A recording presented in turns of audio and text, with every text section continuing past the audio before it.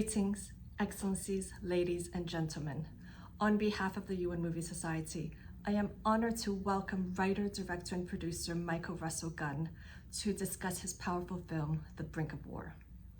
Shot inside the historic Höfði House in Reykjavík, the film brings us face to face with a high-stakes 1986 summit where Ronald Reagan and Mikhail Gorbachev confronted the existential threat of nuclear weapons. As we observe the UN International Day Against Nuclear Tests, The Brink of War serves as a crucial reminder that open dialogue, no matter how difficult, remains our most vital tool for peace. Welcome and enjoy. Michael, it's such a pleasure to have you here today. You produce a brilliant film called The Brink of War. You are the writer, the director, the producer.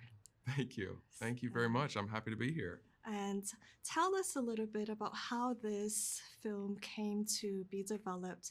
I understand you even interviewed former Secretary of State, George Shultz. And how did that interview with him shape your script and the development of the characters and the whole project? Well, I mean, meeting him was a huge honor. You know, he's a hero of mine. He was a big believer in diplomacy, obviously, as Secretary of State. And I think that he believed that, you know, negotiation, that dialogue, all those things could be good for the world. And so it was an honor to meet him. And then once we started talking and he started telling the story of these real events that took place in 1986, then I got interested on the writing side and filmmaking side about what that could be.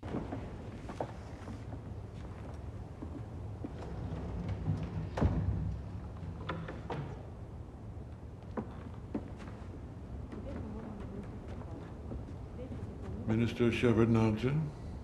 Secretary Shultz. I never imagined I'd see the controls for 70,000 nuclear weapons in the same room, a few feet apart. I have always wondered why you Americans call it the nuclear football. Only weak people need to be afraid of their own creation. Yes, we humans do have a way of making the horrific sound innocuous. For example, Gulag sounds so much nicer than inhumane Siberian torture prison. In terms of the production of the film, you actually decided to shoot it in Iceland, in Reykjavík, in the actual building where the talks took place. Yes. What made you decide to shoot it there rather than build a set? Well, there's something ineffable, a quality of just being able to film in the real place, and you know, it was an amazing experience. The Icelandic people have preserved the house, and it's there in its original state, and they are warm and welcoming people, and they welcomed us, and so there was a quality to filming on location in the real place that I think the film lends itself to, and it wouldn't have been possible on a soundstage. And were there any challenges in filming there? Lots of challenges in filming there. I mean, the same things that were great, the Icelandic, you know, famous Icelandic wind and the waves crashing in, but those are things that really would have happened at the time.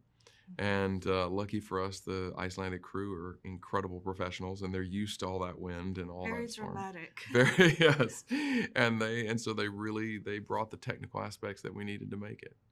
And a lot of people say that the failure of the SDI dialogue between the two world leaders led to a lot of people thought it was a failure. However, we must remember 1 year later, an important agreement came about. Huge.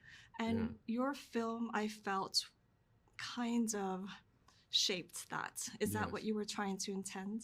Yeah, absolutely. You know, it was all born out of this conversation that happened between Shultz really years later and Gorbachev, where, you know, Shultz said when we met, the Cold War was at one of its most dangerous points, and then 3 years later it was over.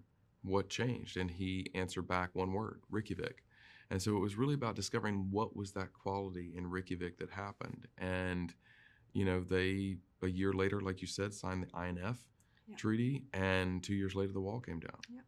So if it weren't for the 1986 meeting in Reykjavik, that wouldn't have happened. No, I think, you have to get in a room with somebody. You have to get one-on-one with somebody and look them in the eye and, understand them. And that kind of dialogue, I think, is, we're all on our phones nowadays. We're all on phones and Zoom and everything. And we've missed this interpersonal connection that I think can be so valuable. Tell me about the characters and the actors who performed the world leaders. How did you direct? You did a brilliant job in directing this whole film. Well, thank you. And what were the notes you gave to those actors? Because they were brilliant in performing those characters. They were. I mean, the cast is incredible. And, really, I would say it's less about notes and it was more about calibration. And really just watching them and what they were doing and just saying, little tweaks, little things that changed, because they really brought it every day that we were on set. And so mostly it was about capturing the performance as opposed to really interacting with them and changing it. Yeah, the actors who performed Gorbachev and Reagan were brilliant. Brilliant, absolutely brilliant, yeah. The UN General Assembly has declared August 29th as the official UN International Day against nuclear testing. Mm-hmm. What do you think filmmakers have in this world? What power do movies have in changing the world or addressing existential threats such as nuclear threats? Well, I think the biggest thing that we can do is draw attention to it. Famously, Reagan watched a film the day after, which aired on American television, and changed his mind about the survivability of a nuclear war. And so what I hope for this film, and I think what all of us in the cast and crew hope, is that by people watching the film and engaging with dialogue, that then perhaps they'll be inspired to make change. I loved how the film really focused on the dialogues inside that room. Yeah. It was so intense. Yeah. And why did you decide to really focus on the lengthy scenes and dialogues in that room versus making kind of a more Hollywood geopolitical thriller? I loved your artistic choice, and I really appreciate what you did. Much. Thank you. Well, I mean, it really happened, right? We had the real transcripts, and these are the things that they went back and forth over, and I was really fascinated by this idea that every word mattered. Exactly. Right? Every motion mattered, and how they reacted to one another mattered, right? If you tell a joke and the person doesn't react very well, that matters. And so I wanted to try to capture that. And so every time they slide a piece of paper across the table, it matters. We felt in the audience the psychology of the actors. Yeah. And that's also thanks to your directing and the actors. Yeah, thank you. Performed brilliantly. They were brilliant, and their willingness to get in there with the camera. We were really close to them with the camera a lot of the time and capturing every emotion that passed through their face. What was it like to shoot in Iceland? It's stunning. Stunning. Now I want to visit Iceland after watching your film. Well, it's absolutely stunning. It's one of the most incredibly beautiful places on earth. The people are warm and welcoming. And, we were really lucky because we had good weather for most of the time. And the landscape is unlike anything else on earth. It's stunning. Yeah. The UN Secretary General, Antonio Guterres, he has throughout his lifelong career always emphasized the importance of diplomacy and the value diplomacy even when you do not get along, even when there's tension between two countries. Yeah. And your film really reminds us of that. Yes.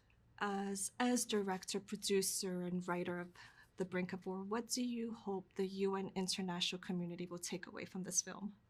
Well, the first thing I hope they take away is just what's possible. I think, we've gotten so divided now, whether it's our nations, our communities, our globe has gotten so divided that I think if we can remember this event and remember this time, that the values are still true today. Even today, if we can engage with one another, we can find a trusted and honest partner. That doesn't mean we have to agree, Correct. But it just means that we can find a way forward if we begin to trust one another. And so I hope that everyone in the community out there in the world, the whole world, takes that as something that we can do, that we can be honest with one another and talk to one another, then we can find a better, safer world. Michael, thank you so much for producing this incredible Thank you. historical film and for highlighting the importance of dialogue and diplomacy and the importance of having a nuclear weapons-free world. Hear, Thank hear. you. Thank you. Cameras? Just our guy, Pete Souza, and one for the Soviets. Last time anyone gets this close to the summit. Meeting.